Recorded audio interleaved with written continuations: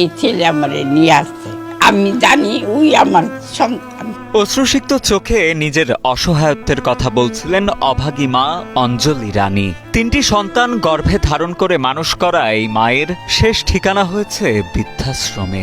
বরিশালের এই বৃদ্ধাশ্রমে আছেন জোরপূর্বক জমি লিখে নেয়া সন্তানের নির্যাতিত বাবা, মেজামাইয়ের ঘরে ঠাঁই না পাওয়া বৃদ্ধা আলেয়া বেগম সহ অবহেলিত অনেক বাবা মা। আমি একজন মুক্তিযোদ্ধার বউ, আমার মেয়ে এই জায়গায় রেখে গেছে।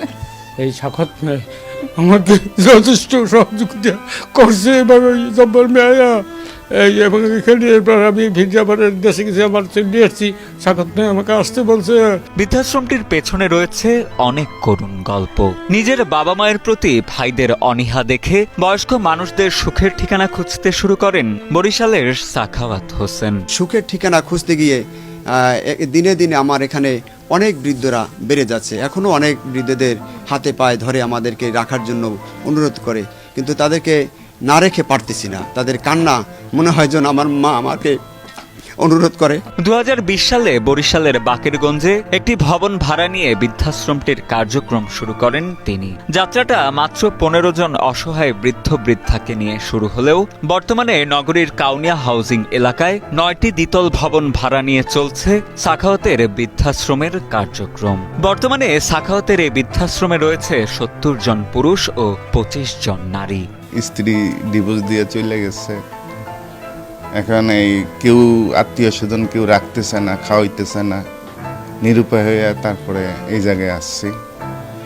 এই জায়গায় আমি ভালোই আছি, নিয়মিত খাবার দাবার পাই।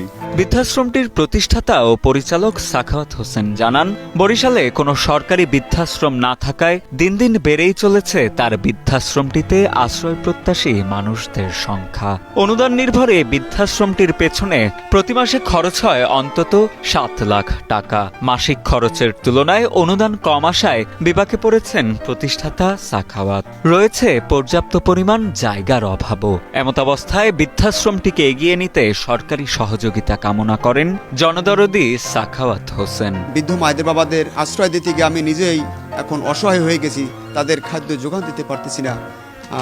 খুবই কষ্ট হচ্ছে আমাদের এই বৃদ্ধ মায়েদের বাবাদের খাবার যোগান দিতে। আমার বর্তমানে দৈনিক 35 কেজি চাল লাগে, আর 3 বেলায় অন্তত 10 কেজি করে 30 কেজি সবজি দরকার হয়। বৃদ্ধাশ্রমটিতে বৃদ্ধদের দেখভালকারী ও কর্মরত কর্মীরা জানান, বয়সের ভারে অনেকেই সারাদিন থাকেন শুয়ে বসে। তাদের মধ্যে অনেকের হাঁটা চলায় সমস্যা, আবার অনেকের আছে ছোট বড় শারীরিক জটিলতা। বৃদ্ধাশ্রমটিতে রয়েছে মোট 23 জন কর্মী। বৃদ্ধদের চলাফেরা, ঔষধ খাওয়ানো, খাওয়া দাওয়া সহ 24 ঘন্টায় পালাক্রমে তাদের সব ধরনের কাজে সাহায্য করেন কর্মীরা। এখন অনুদানের অবস্থা আগের মতো কিছুই নেই। এখন অনুদানের সংকট দেখা দিয়েছে, যার কারণে এখন আমরা ঠিকভাবে খাবার এবং ওষুধের ব্যালেন্সটা করতে পারছি না। বৃদ্ধাশ্রমটিতে থাকা বয়োবৃদ্ধরা জানান তাদের অসহায়ত্বের কথা। তাদের ভাষ্য, আপন সন্তানের চাইতেও বেশি যত্নে সবাইকে লালন পালন করছেন বৃদ্ধাশ্রমটির প্রতিষ্ঠাতা সাখাওয়াত হোসেন।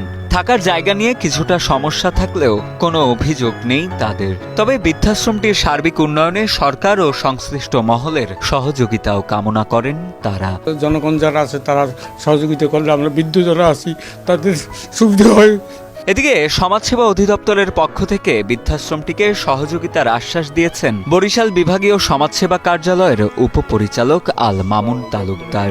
এছাড়া বৃদ্ধাশ্রমটির পাশে সমাজের বৃত্তবানদেরও সাধ্যমতো সহযোগিতার হাত বাড়িয়ে দেওয়ার আহ্বান জানান এই কর্মকর্তা। আমি মনে করি যে বরিশালে যারা দানবীর আছে তারা ওখানে যদি কোনো অনুদান দেয় তা এটা আসলে অনেক সবের কাজ, এবং আমরা চেষ্টা করতেছি সমাজসেবা অধিদপ্তরের মাধ্যমে যাতে ওটা আরও বেশি, ওটাকে আরও আর্থিক সহায়তা প্রদান করা যায় সেই ব্যবস্থা আমরা করতেছি।